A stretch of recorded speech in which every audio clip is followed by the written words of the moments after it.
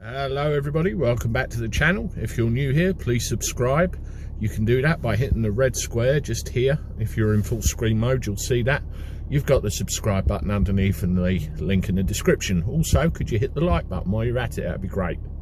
Well, with the sad demise of Sarah Everard and the discovery of her remains yesterday, I think it opens the whole debate, doesn't it, of what women have to do to keep themselves safe, their friends safe, and how do they get from A to B with no problems.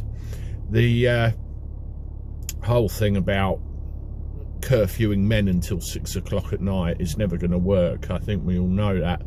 So you have to think what to do to keep yourself safe. Here's what I do, and you know, hopefully you'll pick something up from it. Okay, one thing you have to be in control of at all times is your own personal space. And what I mean by that is the environment around you and what goes on around you and what you allow into that personal space. I mean, at the moment, I'm sitting in my car. That's my personal space. The doors are locked, I'm protected.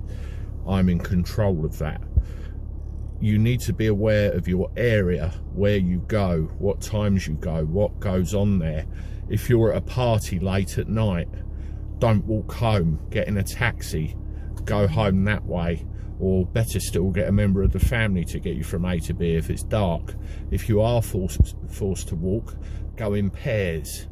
Make sure you don't go down any dark alleys or anywhere that's unlit. Stay on the main streets where there's cameras and the possibility of getting help if you need it.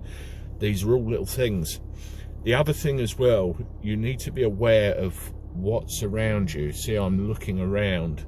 It's not only what's in front of you, it's what's behind you, what's to the side of you, and that side as well. Use your peripheral vision. We all have an innate sense of something's wrong here or something's out of place. It's just basic human nature at the end of the day. And if you feel that, have a look around. Make sure you're not being followed. If you think you're being followed, change direction. See if they follow you. If they follow you, get to a lit space. You know, there's all these little things. I mean, have a look where I am now. I'm sitting on the seafront recording this video. And what I'm doing is basically what you should be doing, walking around, being aware of everything that's going on around you at all times.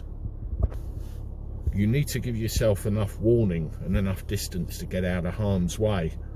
But there are times where that isn't going to work. You are going to be verbally abused, you are going to be attacked. So what do you do in that instance?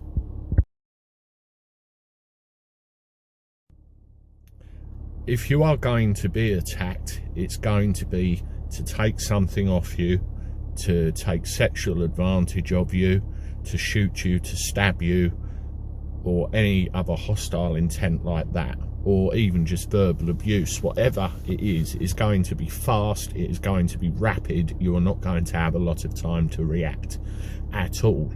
You have to react before flight or fight kicks in and you freeze. If you freeze, you've had it. You have to make a decision. You have to make it quickly. You know, I would recommend anybody who feels they're in a vulnerable position to take self-defense classes. But if you don't, there are various things you can do.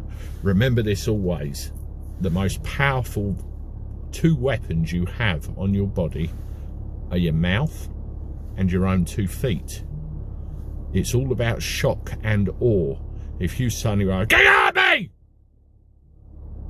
it's shocked. Oh shit, he's just shouted at me.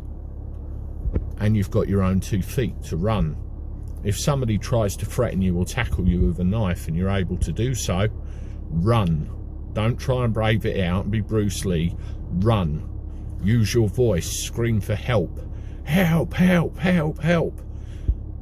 If you are gotten hold of and somebody does try to do you harm, there are certain things you can do.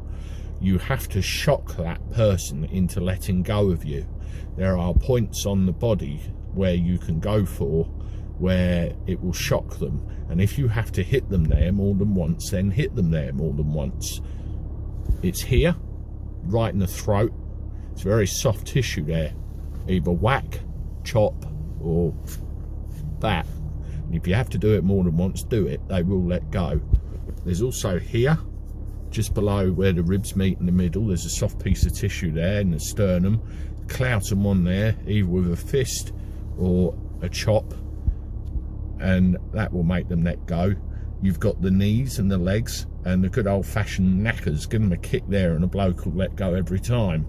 Those are the kinds of things. The other things as well, a pen, straight in the eye, straight in the cheek, soft tissue, again, shock, let them go.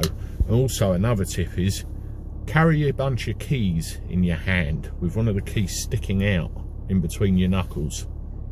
Now, all of this stuff is going to do harm, but it will keep you safe if there's somebody with hostile intent. It will make them let go and you can escape and get help. Those are like the ultimate, you can get yourself out of trouble with this kind of things, and not to be taken lightly. But the main things are what I said at the beginning of this video. Stay in open spaces, stay where it's lit, don't walk down any dark alleyways. Always look around you at the surroundings that are around you. Take a note of what you see, who's there. Trust your instinct, and always walk in pairs if you can. If that's not practical, get transport by a family member or someone else. I hope that does help. Some of you may disagree, but that's basic common sense to me, really. And I hope it helps some people sometime. Let me know what you think, and all stay safe out there. Watch your backs. It's not a very nice world we live in. Anyway, I'm going to go. I've got to tend to some things. Take care of yourselves. Give the video a like, and I'll see you when I do. Bye bye.